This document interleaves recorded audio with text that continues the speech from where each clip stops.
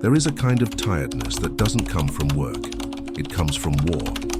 A silent war, invisible to everyone else, but raging behind your ribs every day. It's the kind of exhaustion you feel when you keep saying, "This time will be different." And it isn't. Not because you don't care, not because you're weak, but because your reactions took the wheel before you ever had a chance to respond. You keep trying to build a life on quicksand. Your mind wants peace, but your nervous system is at war, and no one ever told you. You've been reacting because you were never trained. Let that settle in. You were never trained to be still in chaos. You were never trained to pause before you speak. You were never trained to sit inside a feeling without letting it swallow you whole. You were never trained to choose, only to respond to the loudest thing inside you. And yet the world expects you to act like a master of yourself. To build, to love, to lead, to perform, to rise, all while you're trapped in the cockpit of a body that's hijacked by fear, resentment, or the next wave of panic. So hear this now. In the stillness of this sacred pause between moments, you are not broken. You are untrained, and when a soul is untrained, it reacts. It fights when it should observe. It hides when it should engage. It explodes when it should breathe. Imagine a soldier thrown onto the battlefield with no preparation, no code, no grounding, no vision of what the fight is even for. They'll waste their energy flinching at every sound, shooting at shadows, panicking at smoke. And eventually, they'll mistake survival for purpose. That soldier is you. Every time you lash out and regret it, every time you ghost someone out of fear, every time you fall into a spiral and can't seem to stop. It's not because you're too emotional. It's because you were never trained to interpret your internal battlefield. You were taught to suppress, or to explode, or to numb, or to over-explain. But no one showed you how to sit with the sensation and not become it. No one told you that. Reaction is not identity. That emotion is not a command, it's a message. That fear doesn't mean stopped, it means train. So here you are, standing at the edge of your old self. And something in you, ancient and wordless, knows, I can't keep doing this, I can't keep being this reactive. I want to move from inner silence, not inner chaos. And that voice inside you is correct, because right now, the world is run by the untrained. And the devil, as Napoleon Hill called it, feeds on the drifting masses, those who live by impulse, not by principle, those who never stop to examine their patterns, just react, regret, repeat, but not you. Not anymore. You've reached the threshold. The line between reaction and training, between drift and discipline, between being moved by everything and moving with purpose. This is not about becoming someone else. It's about recovering who you were before life overwhelmed your clarity, before your reactions disguised themselves as your personality, before the world convinced you that your emotions were more powerful than your presence. So breathe. Right now, nothing is required of you. No fixing, no solving, no rushing, just this sacred knowing. If I keep reacting uptight, I will stay enslaved. If I get trained, I will remember who I am. Welcome to the sanctuary. This is not motivation. This is your first step into mastery. You wake up, already behind. The morning light feels like judgment. Your chest is tight. You scroll. You avoid. You pace. You try to get back on track, but the track keeps disappearing. Someone texts you and your stomach clenches. Your boss calls and your jaw locks. You think, I just need to get it together. But that phrase, get it together, is a trap. Because no one told you that your scattered mind is not laziness. It's a symptom of too many inputs, too little integration, too much demand and not enough discipline, too much reaction, not enough response.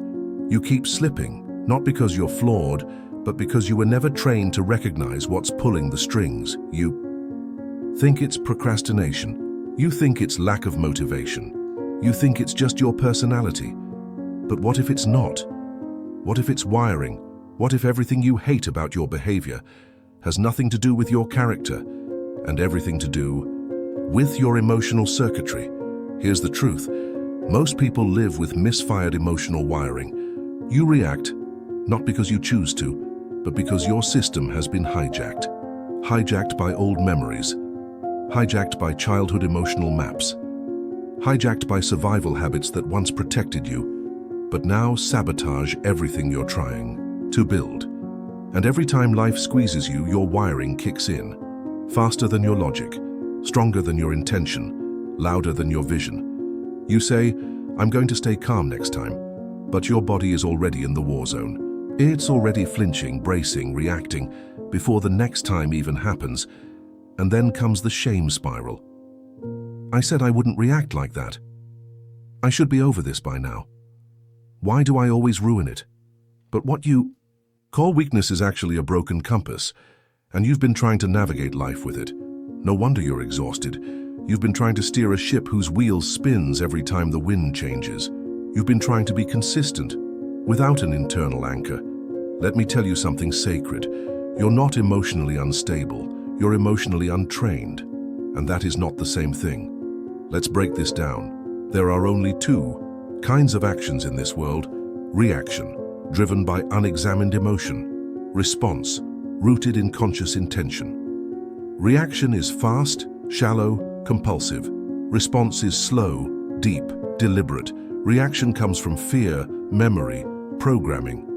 Response comes from presence, values, clarity. Now here's the catch. Reaction feels more urgent, but it's always weaker. Why? Because it's not coming from you. It's coming from the version of you that was formed in survival. It's the echo of your unhealed moments, not the voice of your true self. You keep slipping because you keep trying to do better without addressing the one thing that matters. Who's actually making your decisions when you're under pressure? Is it your disciplined self or your scared self? Is it the part of you that breathes or the part of you that panics?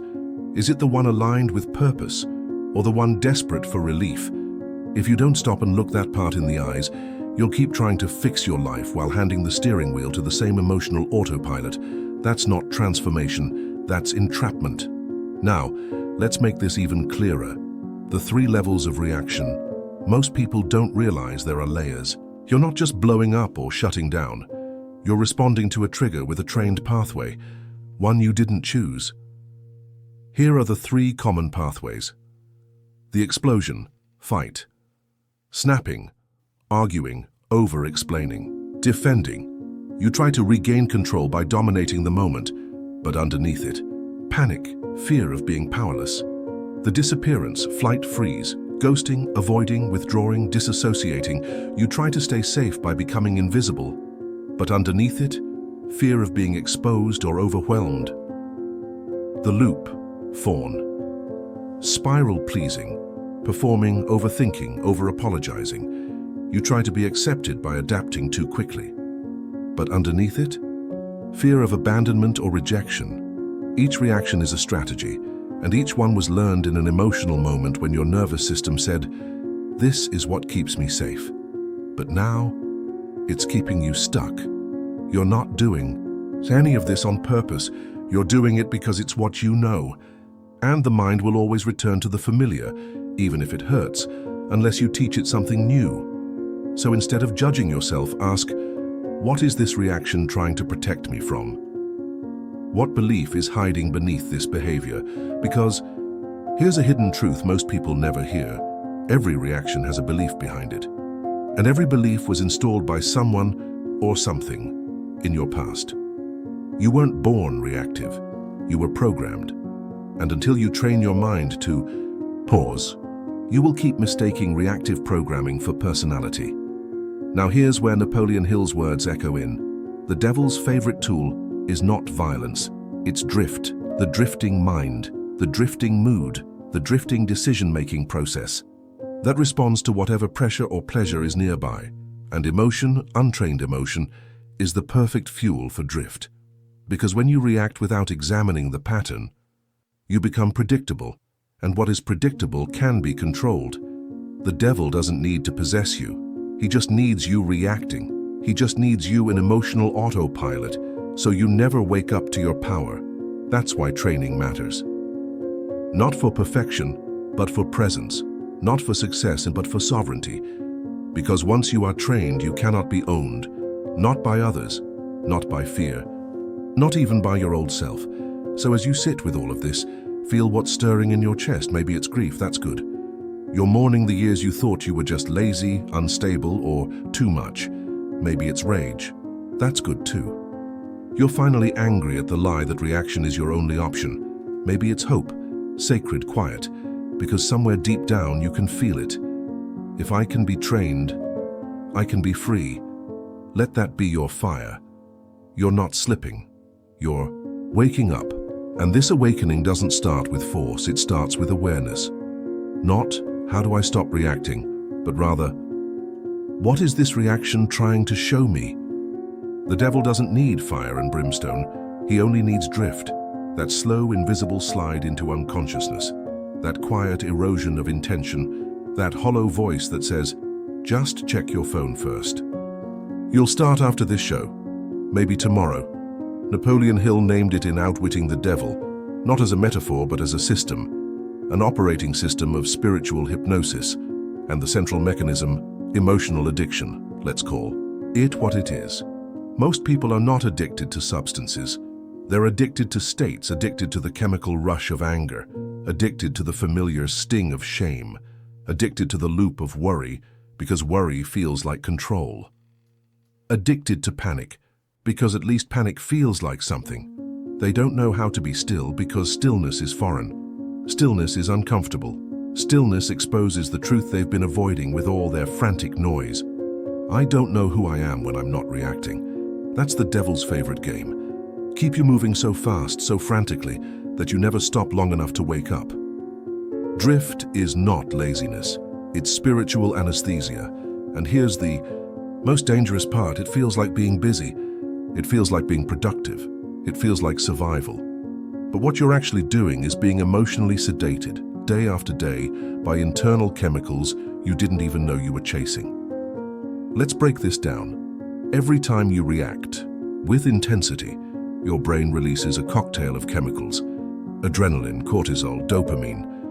And just like a drug, that cocktail becomes familiar, comfortable, predictable, and your body starts craving that pattern, not because it's good for you, but because it's known. So you scroll, and not to relax, but to feel something. You pick fights, and not to win, but to feel alive. You sabotage peace, not because you want chaos, but because you don't know how to sit with stillness. And so the cycle continues, not because you're weak, because you've been emotionally trained by the devil's system to drift. Here's how Hill described drift. The drifter is one who permits himself to be influenced and controlled by circumstances outside his own mind. He would rather let life push him around than take control of his destiny. Sound familiar?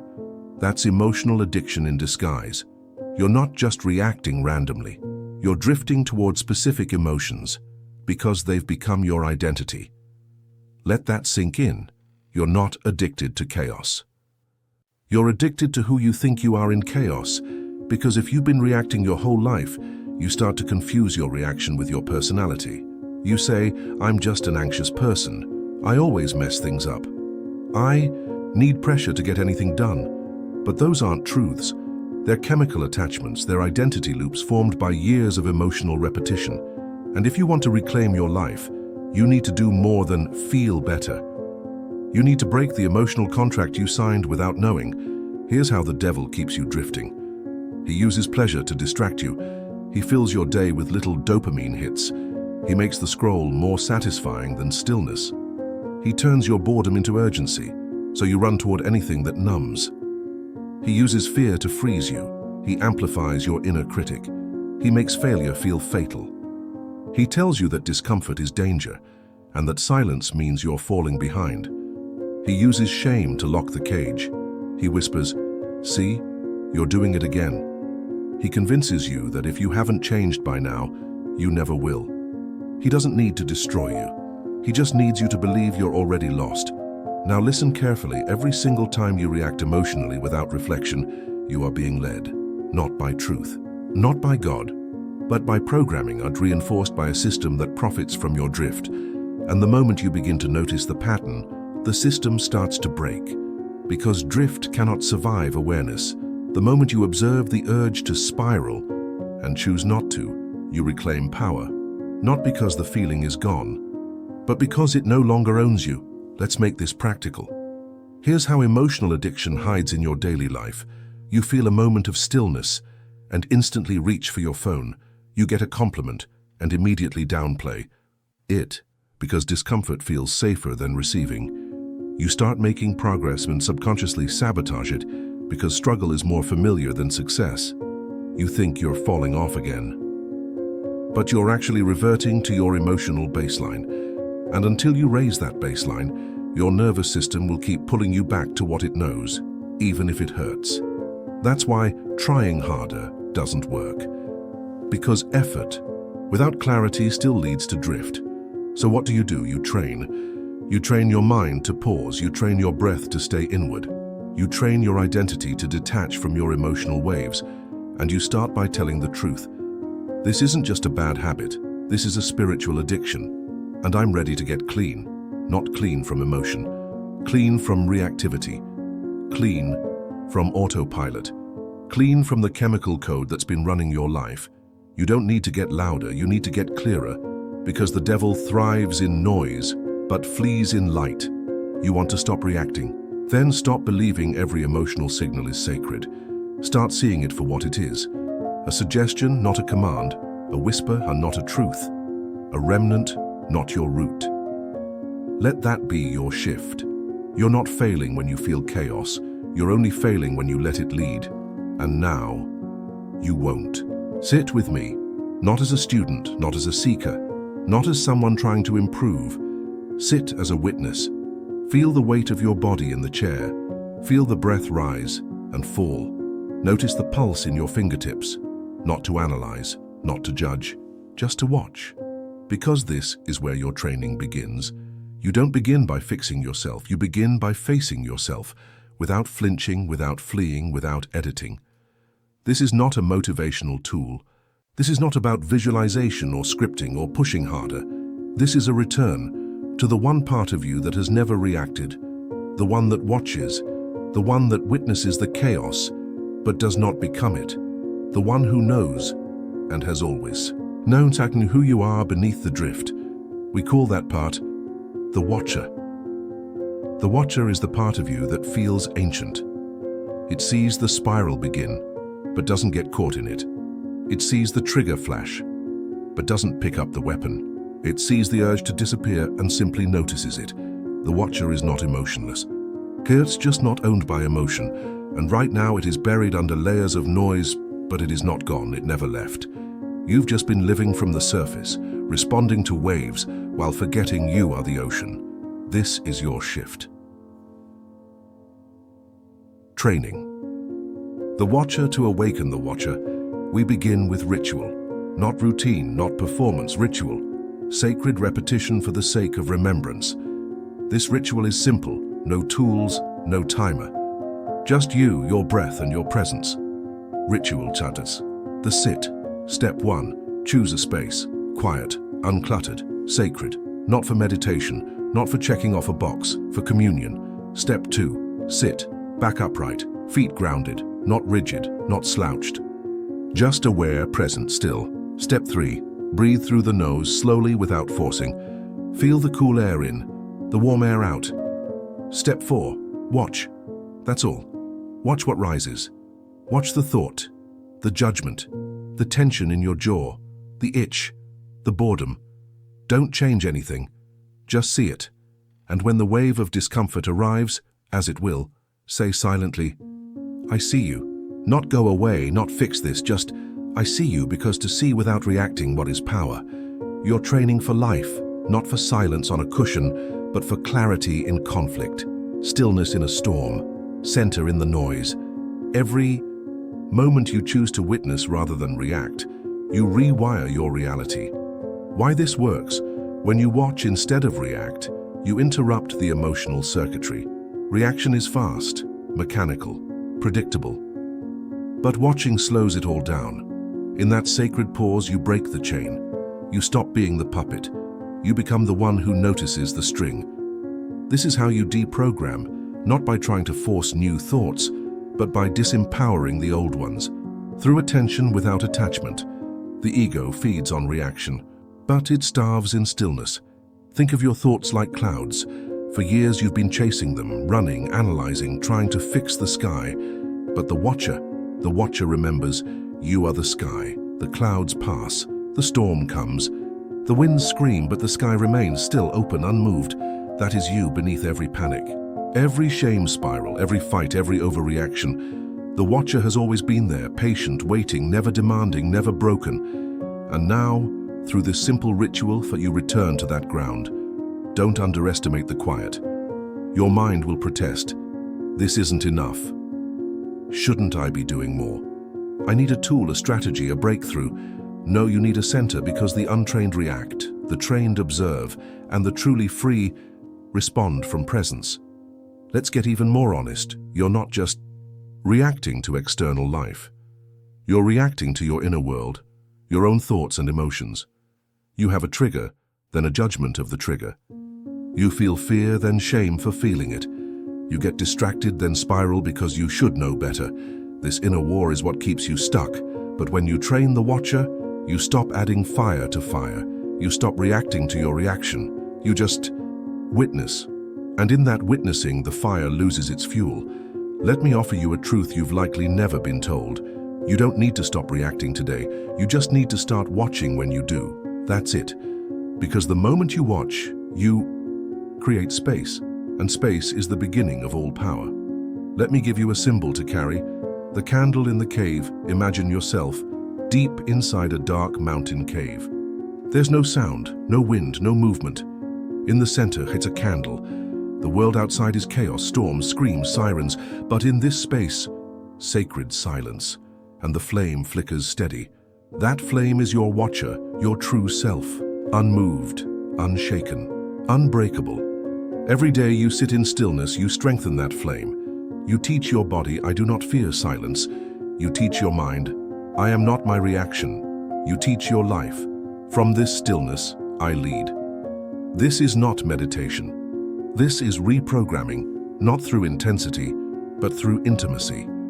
Not through force, but through remembrance. And the more you practice this daily, quietly, faithfully, the less the devil can drift you, because he cannot enter where awareness stands. So tonight, or right now, begin. 5 minutes. That's all. Light the candle, enter the cave, sit with the watcher, and say the words, I am no longer my reaction. I am the one who sees. This is the first act of inner command. And from here, your whole life will begin to shift. You've been calling it me, but it was never you. That anger, that panic, that spiral of overthinking, self-blame, or shutting down, not your truth, just your trained loop, your default reaction, repeating itself like a scratched record. And here's the mistake most people make. They try to fix the behavior without ever confronting the identity that created it. But reaction is never random. It always loops through the same core pattern. Trigger, emotion, identity, action, shame, repeat, you react. Then you interpret the reaction through a false identity. See, I'm just not built for this. And that identity fuels more of the same action. Until one day, you believe the loop is you, but it isn't. It's just a story you've lived so many times it started to feel like your reflection. Let's pull it apart. Your reaction is not your identity. It's your training. If someone taught you, from birth, that being still was power, that emotion is a messenger, not a master, that inner command is more important than external performance, you would not react the way you do now. But that's not what you were taught. You were trained to earn your worth, to prove your value, to never slow down, never fall behind, never be too much. You were taught to adapt, please, fight, hide, perform, panic, over-apologize. And every time that response got rewarded or avoided pain, it became part of your loop, not because it was true, but because it worked once, and now it's running your life. Let's map it. Imagine your identity as a code, an invisible script made of emotional assumptions. Each time you react to a trigger, the script runs. They ignored me. I must not matter. I pull away to stay safe. I feel overwhelmed. I must be falling behind. I rush, panic, lose clarity. They criticized me. I must be a failure. I over-explain, get angry, shut down. Each of these is a reaction born from identity, not circumstance, because two people can face the same moment and respond completely differently. Why identity? Your identity is the filter through which all meaning is made. And right now, your filter might be cracked, not broken, just unexamined. So here's what you need to know. You can't out-discipline a broken identity, but you can reprogram it. And reprogramming doesn't mean pretending, it means remembering what your reactions made you forget, that you are the one who chooses, not the one who reacts. Let's go deeper. What's the story you've been repeating under pressure? Finish this sentence. When I get overwhelmed, I become praise. When I feel rejected, I turn into us. When I make a mistake, I always mistakes. Whatever fills those blanks, that's your loop. That's the identity you're activating under stress. Not because it's real, because it's familiar. Now ask, who told me I had to be this way? Where did I learn that reaction equals identity? What would I be without that story? And feel the silence that answers. That silence, that space, that's your real self, unprogrammed, undistorted, whole. So how do you reprogram? Not by forcing new thoughts, not by slapping affirmations over unhealed wounds. You reprogram with evidence and embodiment. You show your system, again and again, that the old loop is no longer in charge, and you do it in 3 steps. The loop reset method 1. Interrupt. The narrative every loop begins with a belief, usually silent and automatic. This always happens. I'm not good at this. They don't care. I can't handle it. Step 1 is to name the belief and question it like a lie. Say out loud, this is an old belief, not a present truth. That single sentence weakens the grip because loops thrive in unconsciousness, but naming is power. Anchor the watcher, the E. Moment you catch the loop, pause. Feel your feet, breathe through your nose. Turn your awareness inward and say, I see the loop, I am not the loop, I am the one who sees. This anchoring activates your true identity, the watcher, the trained one. And that part doesn't react, it responds, it leads, it remembers. Choose the identity you want to practice, not how do I fix this. Ask instead, what kind of person responds like this? What identity is true in this moment? Not the panicked self, not the ashamed self, not the false mask, but the one aligned with truth. Say, I am the one who chooses calmly. I am the one who responds with clarity. I am the one who stays centered, even here. Speak it, and then act it. Not perfectly, just deliberately, because identity is not built by thought. It's built by action under pressure. Here's the shift. You are not here to avoid reaction. You are here to master presence inside of it, to respond from alignment, not pattern. To reclaim the throne from the autopilot. And every time you catch the loop, anchor the watcher and choose from clarity. You reinstall a new identity. One that says, I don't drift. I don't spiral. I respond like someone trained. I breathe before I move. I lead from stillness. And over time, that becomes the new loop. But this time, one you chose. Let me give you a metaphor to carry. The mirror with no fog most of your life. You've looked in a mirror, but it's been covered in breath, fog, fingerprints, old messages. You've mistaken the smudges for your reflection. Reaction made it worse. Every spiral, every shame storm, every I did it again and added another layer to the glass. But today you wipe it clean, not all at once, but steadily, ritually, by watching, by interrupting, by responding.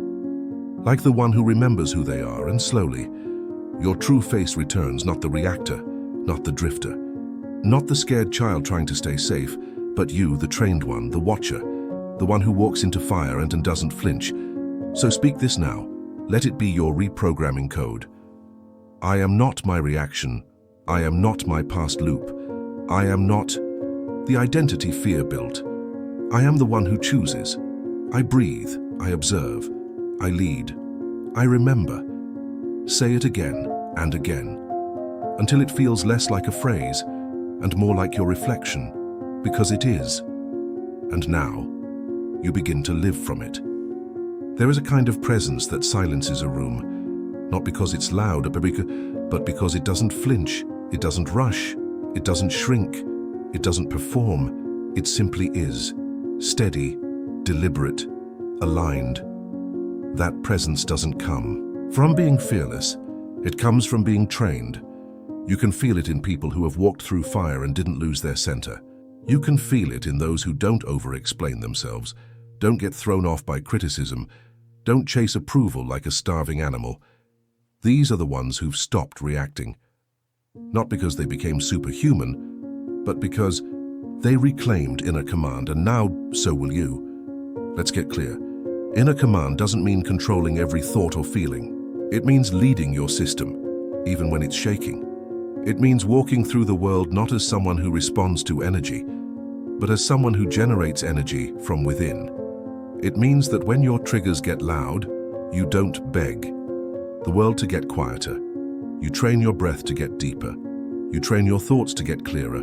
You train your body to remember, I'm still the one deciding. This is spiritual maturity, and it's what separates the trained from the drifting. So, what does it look like to be trained?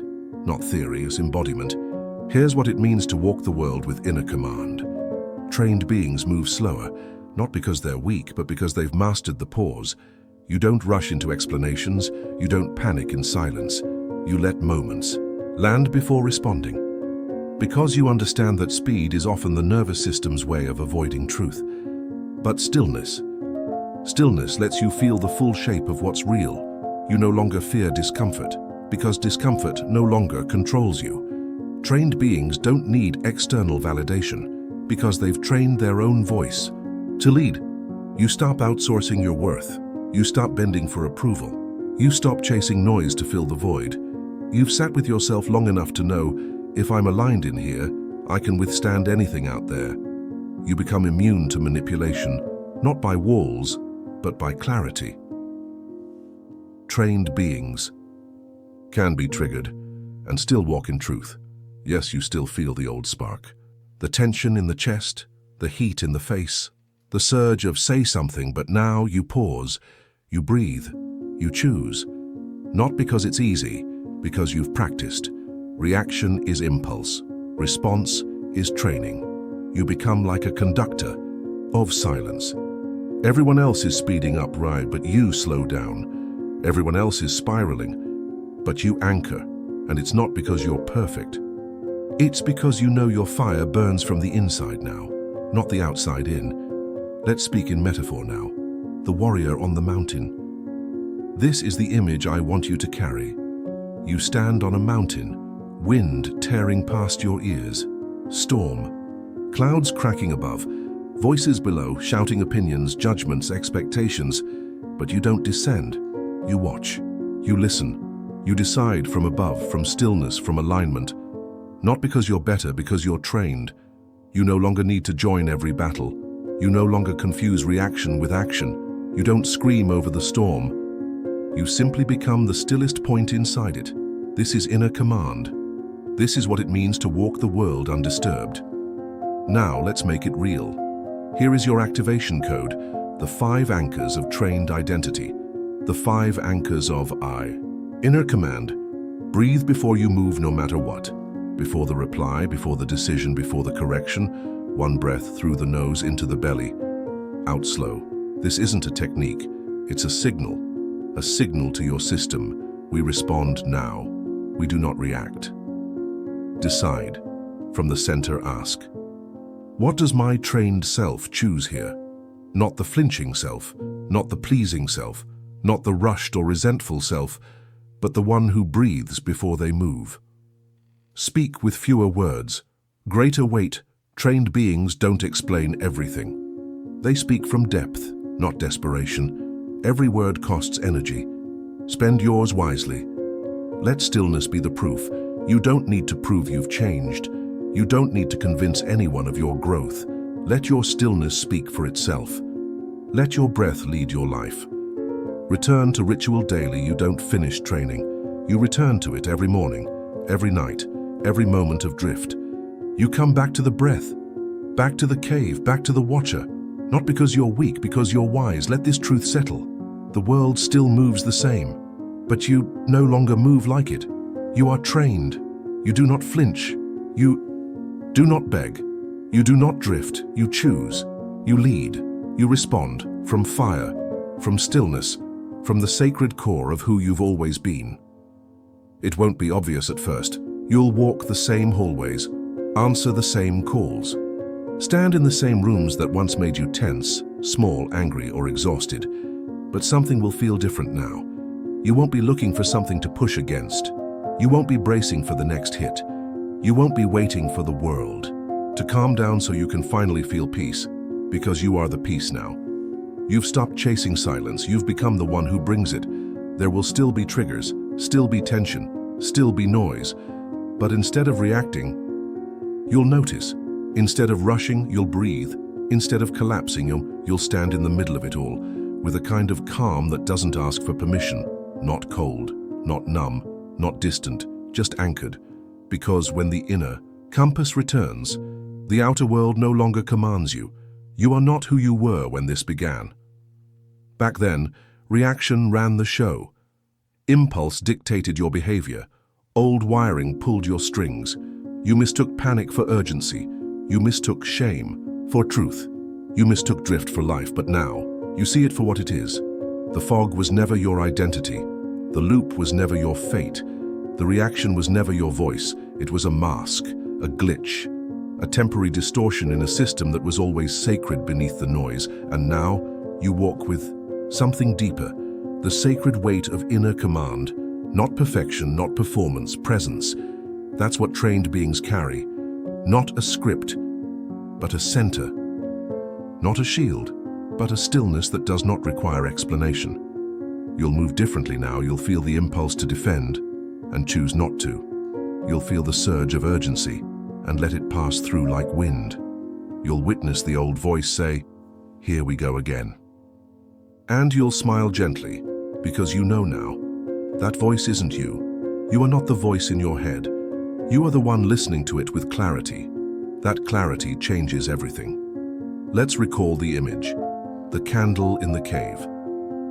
The mirror with no fog. The warrior on the mountain.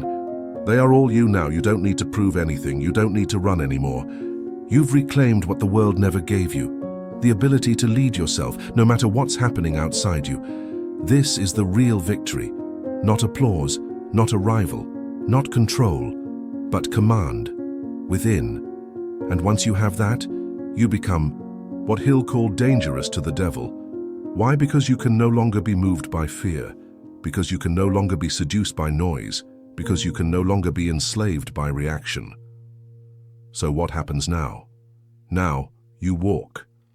You walk into the same world, but no longer as the same person. You walk in silence, not because you have nothing to say, but because your presence says more than words ever could. You walk as one who sees, one who chooses, one who carries a flame that no storm can put out.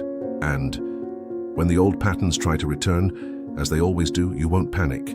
You'll nod, you'll breathe, you'll watch them drift past like old ghosts you no longer dance with. And then you'll return to the flame, the breath, the stillness, the truth, because now you know you are no longer a reactor. You are a watcher, you are a walker, you are a wielder. You've always carried the code. Now you have the key. Use it. Let this be your path, your practice, your proof. And when the world presses in, lead from within always.